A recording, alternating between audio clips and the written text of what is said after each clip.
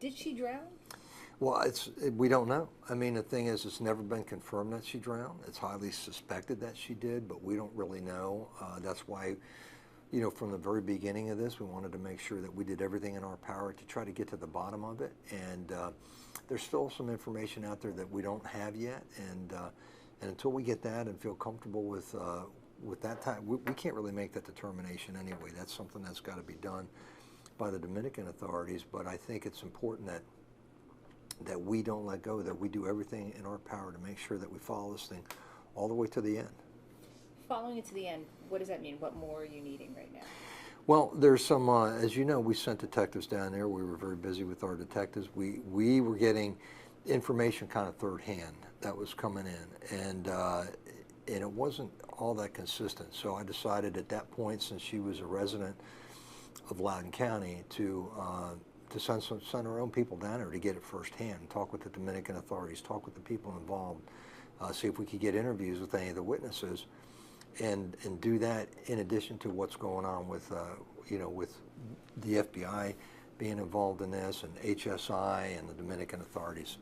It doesn't sound like that's common. Have you ever done that before, or you guys involved the office in an international investigation that way?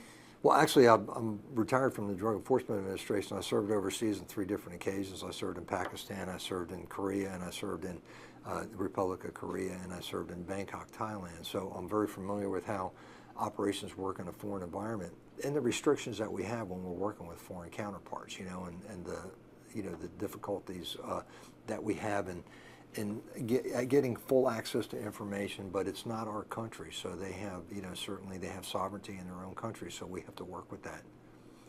Doing this interview today, why did you decide to do this interview? What is it that you really want people to know about what's going on? Well, number one, because you asked, and I think the public deserves to have an update on what's going on here, and I wish I had more information to provide. We're still waiting for some information with regards to any phone data, any other technology data that might be available out there, and some other reports that may have been done down there that we still don't have access to. All we know is what we get garnered from when we sent our people down there and them talking with the witnesses, with Dominican authorities, with the FBI, but there's still some things that are kind of outstanding that we haven't completed yet, and we'd like to complete before we actually come to any kind of a conclusion. And I don't even know that we actually will be able to do that. That was going to be my next question. I mean, do you think that the Dominican authorities are going to work with you all in getting answers to these questions? That's a tough call. I mean, we don't have anybody stationed down there. I mean, we have to work through our counterparts down there. So we have to work with the embassy down there. We have to work with the people, the Americans that are assigned to the embassy, whether it's HSI, FBI, DEA, whoever the case is down there. Because when this first happened, we reached out immediately to our counterparts down there to work with the Dominican authorities, and that's what we have to do. We don't really have any jurisdiction outside of Loudoun County. But we do want to get to the bottom of it because she was a Loudoun County resident, her family lives here, and we want to make sure that we're not leaving any stone unturned. So let's walk me through your understanding of what happened, who said what and when, how this all transpired. So March 6th is when we were aware of it. The father had gone to our Dulles station to make a report, and it's my understanding that I guess they arrived, she and her friends arrived from the University of Pittsburgh down there on Monday and Tuesday. I guess they were settling in. Wednesday went out Wednesday night, met with some people at the hotel bar, and then from there into the late night of Wednesday and into early Thursday morning, they went out to the beach. So there was a couple that went. There was Sudiksha and Joshua Rebay, and there was Sudiksha's one of her colleagues there, as well as a gentleman that went out. They left the beach earlier, so it left just Sudiksha and Joshua there on the beach very late at night. And we did have some video footage of them in the water, but other than that, we don't really have much more information. I mean, apparently it was around 5 a.m. around that time frame, if I recall correctly, that this issue. The concern happened with regards to her them being in rough water, and I know that he apparently stated he got sick and had come to the, to lay down and had fallen asleep. Now, so what happened with her along at that particular time? We're still waiting we still want to try to determine. I mean, we know he said that he saw that she was struggling, helped her out, but aside from that, I don't really know what happened. And so there's a gap in time from, the early morning hours till when he woke up a couple hours later, that we really don't know what happened. And trying to get witnesses. And the problem is too, it's a vacation spot, and you have people that are kind of in and out, and it's hard to figure out who was there at that time and what kind of witnesses you may have. And we've done everything that we could to try to do that, but it's, again, working in a foreign country when we don't have any legal authority is very, very difficult. So we have to work through the Dominican authorities. What are some concerns that you have with the way that the investigation was handled? The only concern I have is I just think there seemed to be early on a presumption that she had drowned, and I don't think that's fair to anybody to make that presumption, especially when you don't have all the facts. I think it's important that you have all the facts, and even then, even with all the facts, it may be difficult to make that call. Well, how did that change things? How did that change the investigation if there was that early presumption? Well, I think there was the early presumption of that, and I think that to me seems like for the Dominicans, because drownings are not infrequent down there, and what that does is it makes it easy for the foreign authorities to just say, okay, it was a drowning, let's move on. It's like, hey, wait a minute here, we don't know that. We're going to go that extra step. She's a resident of Loudoun County, and we're just not going to take your word for it. We're going to send somebody down, and we're going to do the best that we can to get the best information that we can, which is what we did. So I think that's the problem, is you don't want to just presume that, and you want to make sure that they're being watched. And I think the fact that this became a national story, that the fact that we sent our own people down there, it raised the profile of it, so they just couldn't wash it away. They actually had to do some work down there, and they knew that they were the Dominican authorities knew that they were under the microscope, not just by us, but by the national media, so I think that was important. So it sounds like you're saying that they really weren't investigating this early on. Well, I'm not saying that they weren't. I'm just saying it comes down to how much effort they're going to put into it, and I think the fact that we went down there, and the fact that we sent our own people, did our own investigation, did our own interviews down there, it kind of put them under the gun to pay better attention to what was going on, rather than just saying, okay, it's a drowning, let's move on. It's like, okay, well, now we've got people from the U.S. looking at us. We've got the FBI, we've got Homeland Security, we've got the Loudoun County Sheriff's detectives are down there. Oh, by the way, it's making national news here, and international news for that matter. So it's like, with all that being the case, it put them under the gun to be a little bit more conscientious about what they were doing. So you all left how many days after she was reported missing?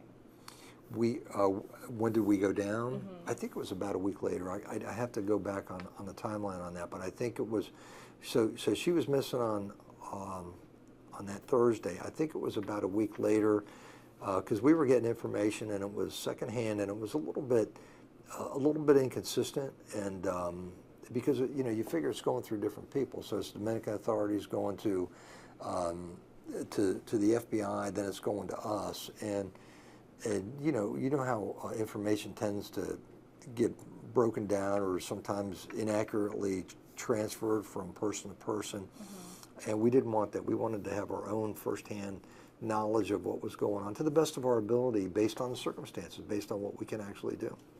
But it sounds like then, so there's at least a week of not the thorough investigation that you would conduct here. Well, the thing was, I think the FBI was doing what they could with the authorities down there, and I think HSI and because we had originally contacted HSI, and they started in, and I think we had some DEA contacts down there, and then the FBI got involved, and the FBI basically took over several days later as the point down there for this. Okay, so then our communications were directly with the FBI, but the FBI is still getting it secondhand.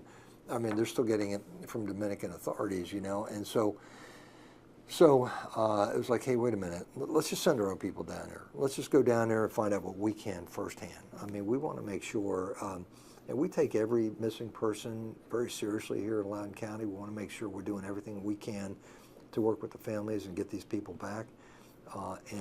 This is no different, and we're going to do that whether it's somebody that's missing locally, regionally, or internationally. We're going to do the best that we can do to find who's missing. So before I ask you about your team on the ground, I want to backtrack a little bit. There was some early reporting of inconsistencies in Joshua's story. What were those inconsistencies? Well, I would say that it had to do with to me, it was when he got out of the water and what happened at that point.